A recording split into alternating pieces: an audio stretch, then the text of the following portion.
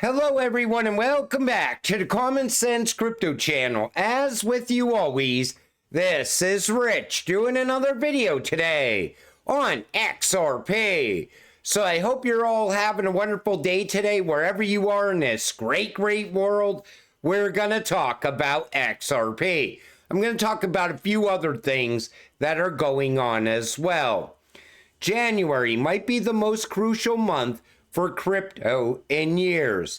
Now they're talking about the Rippleverse SEC case, which is now getting drug out into January of next year. But you know, this case is no longer holding XRP back. XRP is not a security. It's relisted back on all the exchanges. So I see a massive run up for XRP during alt season. And alt season is going to begin before January. So I'm expecting by January to see much higher prices for XRP. Ripple partner Futureverse explains how they are driving AI-driven, interoperable, and scalable experiences on the XRP ledger. You know, I always like Futureverse. I think it's going to be something that's going to have to take time to build out and grow.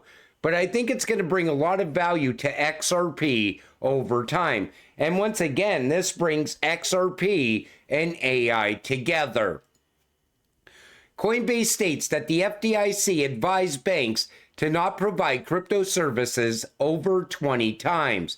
Take a listen to Brad about being debanked. I personally have been debanked. I got a call not that long ago from one of the major banking institutions I'd had an account with for 25 years, and they said, you have 5 days to move your money. Why? And they were actually super honest. They're like, look, you are a notable person in crypto, and having notable people with crypto and banking the crypto industry means more scrutiny from federal regulators. So we don't want it. I am surprised that a lot of us have not been debanked already, because the bank sees your money going out to Uphold, going out to Coinbase, going out to other exchanges. And I'm surprised they have not looked that over and said, hey, you're buying crypto. We don't want you doing banking with us anymore. I'm really surprised this isn't happening on a much bigger level. Here's Brad on chokepoint 2.0. Chokepoint 2.0 is the crypto industry, and individuals within the crypto industry are being debanked. I personally have been debanked. I got a call. So Brad says others have been debanked as well. And I'm, like I said, very surprised, because especially if you're not keeping a lot of money in the bank and most of your money is sitting in crypto, I'm sure they don't like that at all. The International Air Transport Association is adding digital currencies to its financial systems for the aviation industry, starting with China's digital yuan, which will be accepted by December 2024 this year.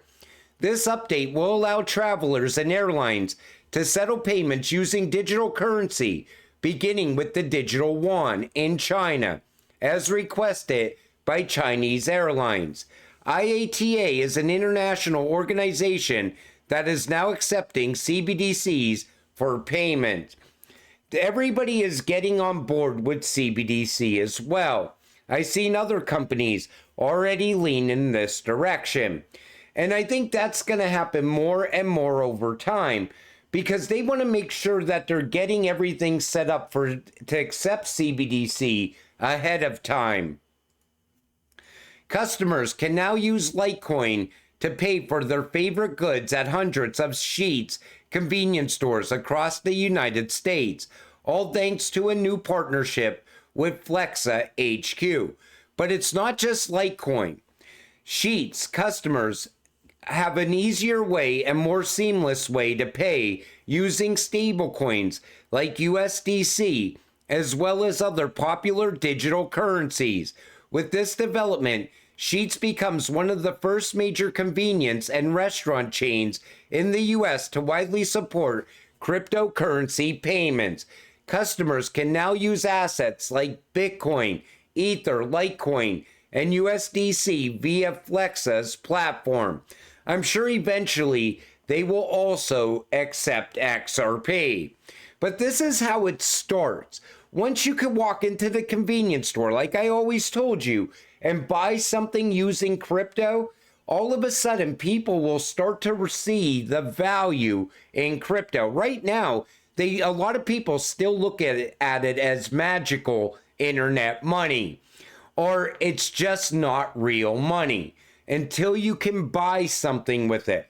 And this is happening across all 750 plus Sheetz locations in Pennsylvania, North Carolina, Virginia, West Virginia, Ohio, Michigan, and Maryland.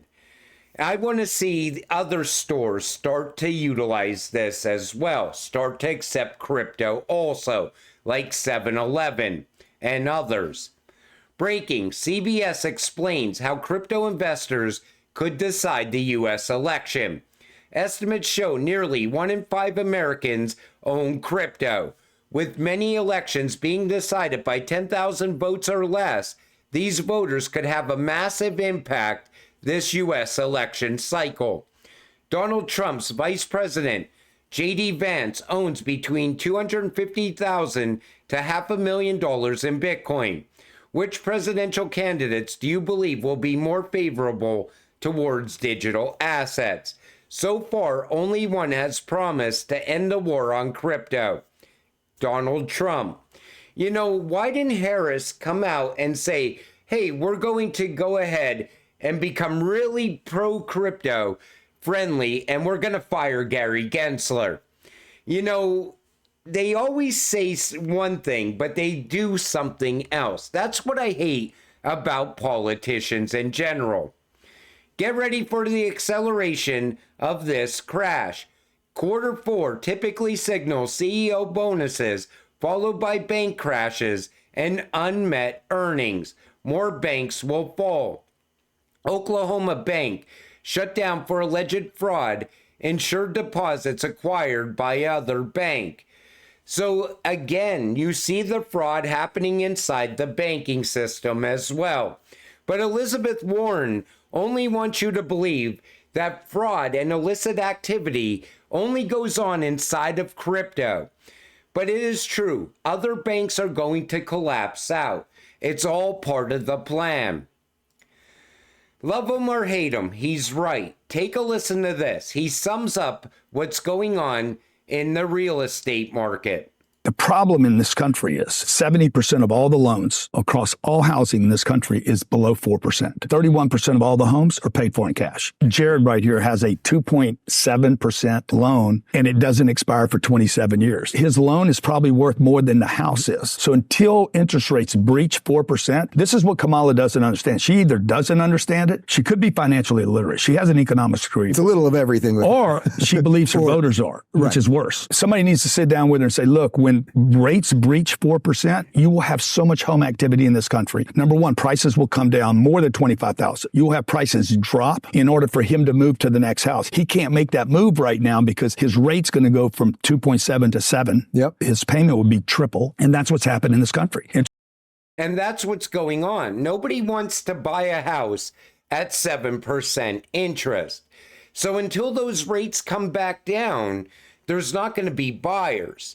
And that's the biggest problem that's going on right now. And I think that's going to change really quick once the commercial real estate market collapses out, because it's going to flow into residential. And most people have locked in rates that are really low rates. Those rates, you're not going to see them for a couple of years.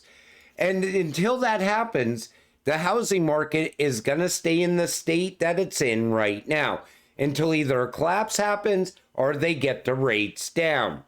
Sure looks like Warren Buffett sees a storm coming. He's liquidating out of the stock market. Cash reserves now sit at a whopping $325 billion.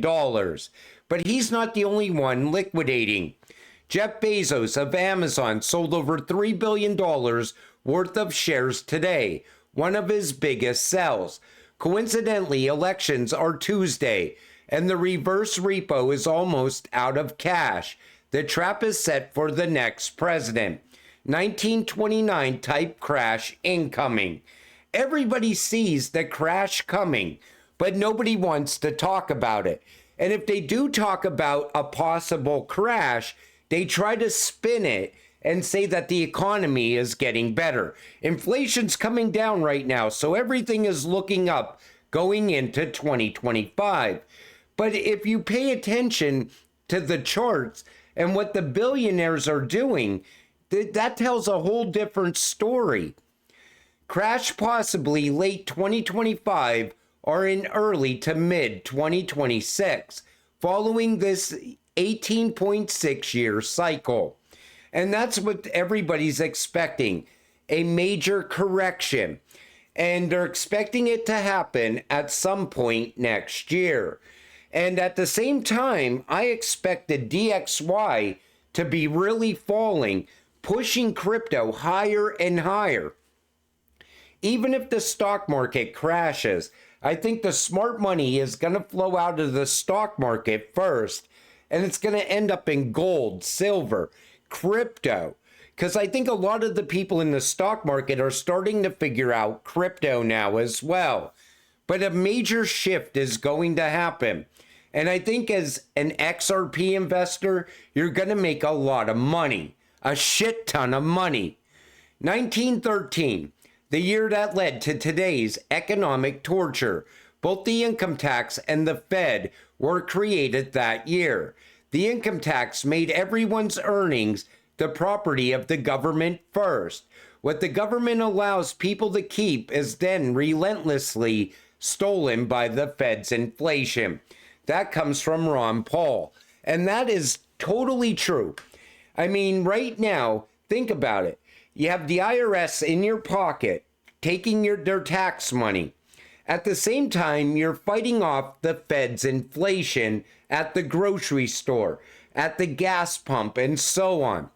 But if you want to break away from this, there's only one shot you have, and that's to get your money out of the broken banking system and put it into something like crypto, something that's going to give you massive returns. This way, inflation won't be as bad once you have a shit ton of money.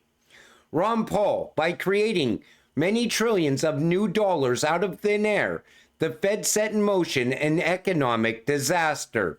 The warnings are over. Inflation is now here. Every excuse will be offered up as the reason for economic pain. Don't be deceived. The unconstitutional Fed is the reason. He said that back in 2021. Remember back then, they were saying everything's turning around. We don't have to worry too much about inflation going forward. But here we are in 2024, and inflation is still rising. And we have shrinkflation going on at the grocery store as well. You know, you go and buy something, and the package seems to keep shrinking and shrinking and shrinking, but the price stays the same. BlackRock CEO Larry Fink says, we're not going to see interest rates as low as people are forecasting. Take a listen. Today, I think we have governmental policies that are embedded inflationary. And with that being said, I think we're not going to see interest rates as low as some people are forecasting.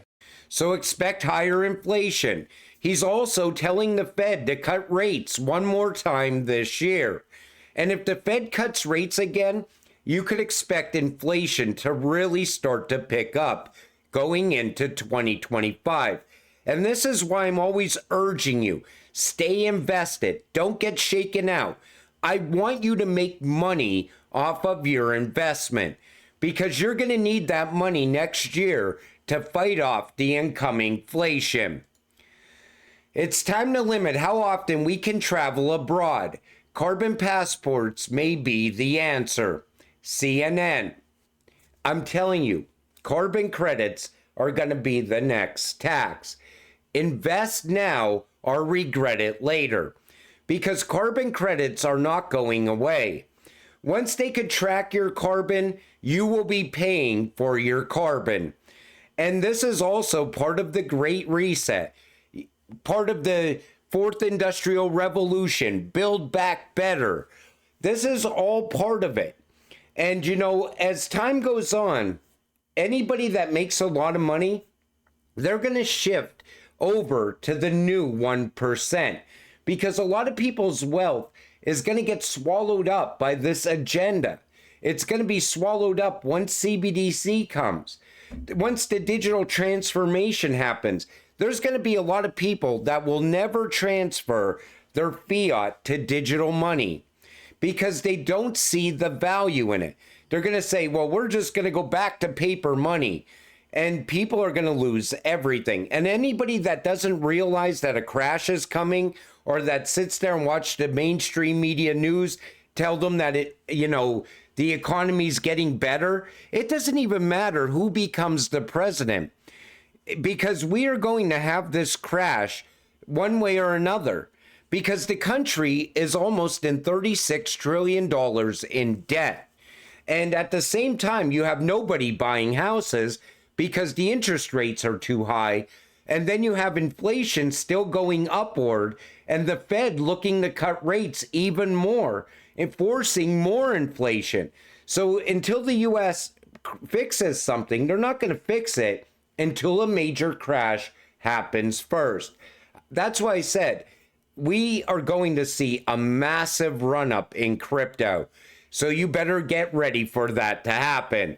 Don't listen to the FUD. Stay invested and make that shit ton of money that's coming. That fuck you money that's coming. But until it all happens, stay patient, stay positive, and let's get rich together. With that said, I'm going to wrap up this video. I want to thank you all for watching.